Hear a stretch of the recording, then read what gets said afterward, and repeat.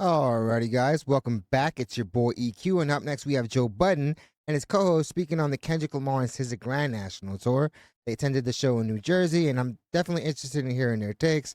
I've been hearing some amazing things from people that have already attended the concert across multiple cities. I actually haven't heard one negative thing about the tour, which has definitely gotten me way more excited than I already was, as if I wasn't already excited enough.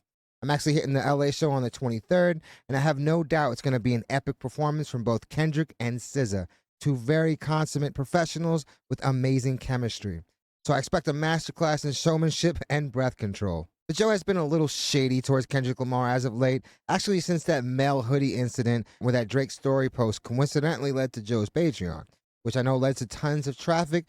So tinfoil hat time, guys. Was that enough payment to change his tune? Definitely let me know in the comments what you guys think.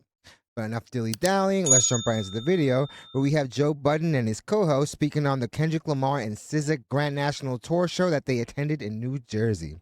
All the footage I've seen so far, like I said, has been A1, so any other opinion other than greatness will be uncivilized. I had two thoughts. One, the show was amazing. I thought it was an amazing show. That's honestly the opinion I hear across the board. And also, I'm old as shit. Oh yeah, I'm still tired from that show. It was a long ass show. Well, fam, just to keep up with Kendrick Lamar, if you're gonna rap word for word or bar for bar, yeah, man, you're gonna need to make sure your cardio is up to snuff. Bro, they did 3 hour set. Yeah, That's fire, though. Crazy. A 3 hour set worth. is crazy. But my initial thought was this was art. Like it wasn't just a concert. Like you needed the visuals they had with it, the way everything went together. Like they some outfit changes. SZA flying up with the fucking wings on with the backdrops, and they put a full production together. I love this shit. But is that really surprising? I feel like Kendrick Lamar, honestly, everything they've done has definitely been executed with the highest attention to detail. There's a reason why he's the only rapper with a Pulitzer Prize, you know? So if anyone's going to hold their art to this standard, it's going to be Kendrick Lamar. And obviously SZA is no slouch either. She's a major pop star and obviously warrants this type of stage as well. it's kind of tied into my thought. I was like, these two are like, they seem like the kids that were in like the art class and like the theater class and were like kind of nerdy. I see that. And now they're on like the biggest stage in the world doing like superstar shit. Like SZA being up there dancing They've been doing superstar shit though, Parks. like Madonna and hanging from the shit like some fucking pop star shit. I was like, look at SZA, man. I wouldn't have pictured that. I mean, I would because she's amazing and talented and beautiful and all that shit, but like she doesn't seem like the type to do that. I don't know, Parks. If you probably look at her previous shows, you'd probably see something similar to that. She seems like she wants to be in her little art nerd world. I also like the pre-recorded. I usually don't like the pre-recorded skits. They're often Visuals? corny to me. But these were actually really good. When he was like kind of in the deposition, that's what. Yeah, he was in the deposition, and at the end, by the time they ended up at the gas station, I thought that whole thing was dope. It was well done. It was well acted. It was beautiful. It was just well shot. I love the color schemes, everything. It was just beautiful. The only thing I didn't like, As far as the visuals go, I wouldn't expect anything other than great visuals from them, especially given the fact that PG Lang has done some awesome filmmaking for a ton of brands, some really big brands that most of you guys would know firsthand. And for Kendrick Lamar to weave a story throughout his show, he weaves stories throughout his albums. This guy has flawlessly put out concept albums that would give any other concept album a run for their money. So I wouldn't expect anything other than great visuals and great storytelling. Like I said, this guy has a Pulitzer Prize for a reason. I thought the ending was anticlimactic. I thought they should have ended with Luther. The show was over after Not Like Us for a lot of people. Yeah. That was the highlight. People started walking out. Like I had the set list, so I knew the 2 records was left and I knew the order, but I'm just looking like, I think they wanted to send you out on like a not so turned up. There's a reason for everything they're doing, obviously. I don't think they realize that when someone's putting a show together, it's not just about being turned up the whole entire time. For those turned up moments to really hit, you do have to instill those calmer moments, you know? And definitely nitpicking, given that a lot of people have said that they love Gloria even more than Luther, which is saying a lot since Luther is such a smash hit. My only complaint was Mad City. We on the same Heard they page. flipped Bro, it. you can't do that to Mad That City. flip was fire, but I was expecting like after the first verse, you wanted for that yeah.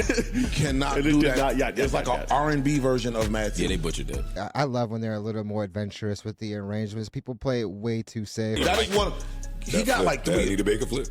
I like that shit. He That has shit like. was absolutely fire, and it should be for sale. They should sell I'm that not mad somewhere. at selling it. I'm talking about for the live show version. That is one of those super high energy records that rings off anytime he performs it. I get what they were trying to do, though. They were trying to let All Right be the into energy. the set list. So I get it, but I was like, I'd rather was not ready do to the lose record. my shit. I'd rather not do the record. No. Like Mad. No. I'm just saying, Mad City It's an iconic record. is one of those songs that anytime he It's like performs Smells Like Teen Spirit it for will me. It'll break the venue.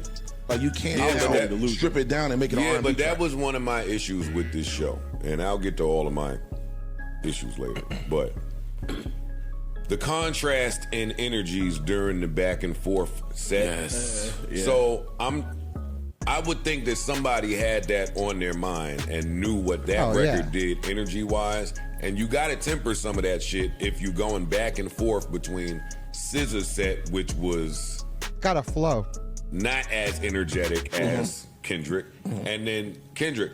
I wish one of them would have went out first, and then one of them would have went out second. Yeah. And they could determine that. That's a valid opinion. At the end of the day, while these two definitely have a big overlapping fan base, there's clearly people that came there just to see SZA, just as there's clearly people that went there just to see Kendrick Lamar.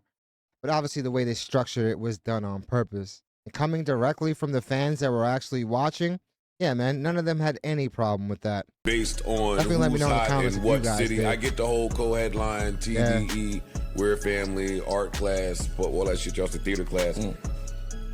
That was fucking me up in there. Me too. That was fucking me up in there. I'm not gonna hold Some you. high-low shit. Dog, in my section where I was at, Parks was like two rows in front of us. But where we was at, me and Ian and Corey and E, the three white girls in the back For of SZA? us, when SZA came on, they was jumping up word for word, knew Facts. every one of those songs. And when Kendrick came up, they would sit down. That's not their bag. Right. And then I would stand up. And not we did surprising, that back and forth. Yeah. I think that was intentional. Agreed. I hate it. And I hate that. Well, the last thing you want to do, like I said, is alienate any one person in there. Like we all just said, there's people that are coming there for specific people. And the last thing you want to do is have them just sit there for an hour to 2 hours listening to one artist or the other. And like I said, none of the people that have commented on the channel and actually gave their reviews on the show complained about that at all. Honestly, I don't think anyone brought that up at all. to your energy I point, absolutely hate that. that was my tape. That was my beef about the GNX album. It's the same thing. High energy, low. Every song went like this. Like I think there's On purpose. they intentionally are shaping the project, the album, the tour, so that it is a up and down. It's a roller coaster. Because like I said, you finish not like us, and then you come back with Luther and Glory. I'm not there for the roller coaster. I'm not there for that. That's how you stretch. And I'm a huge SZA fan as well. But if I come out to see one of you motherfuckers, that's the energy that I don't want to have to sit down, gather myself, go get a drink, go to the bathroom. Like, oh my Lord, See, they was killing me with That's that where I shit. fucked up. I wish I would have sat down. Stood Yeah, for you 3 stood- hours. Yeah, man. At the end of the day, I really didn't hear anyone complain about that at all. The fact that they were switching off, I didn't even know that was an actual thing. So I'm doubting most people actually had any problem with it at all. Like I've been saying throughout the video, I've only heard great things about the tour. They basically just want them to go throughout their respective sets without switching back and forth, which I can get, but I understand why they would structure it that way. And honestly, if you are having those big set pieces and those big outfit changes and stuff like that, you're going to have to do stuff like this. And then structuring the set list to make sure that the energy was flowing, to me seemed like a logical decision. The last thing you want to do is be turned up for like 40 minutes straight.